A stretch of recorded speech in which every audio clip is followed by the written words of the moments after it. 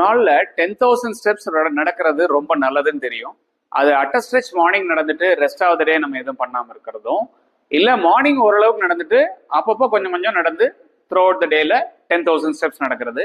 இதுல எது பெட்டர் அப்படின்னு ரிசர்ச் என்ன சொல்லுதுன்னு பார்க்கலாம் வாங்க. ஸோ மார்னிங் 10,000 ஸ்டெப்ஸ் நடக்கிறதுல உங்களுக்கு என்ன பெனிஃபிட்னா, உங்களோட கார்டியாக் ஃபிட்னஸ் இம்ப்ரூவ் ஆகும், என்டியூரன்ஸ் நல்லா இருக்கும், கொஞ்சம் கேலரிஸ் அதிகமாக ஸ்பெண்ட் ஆகும்.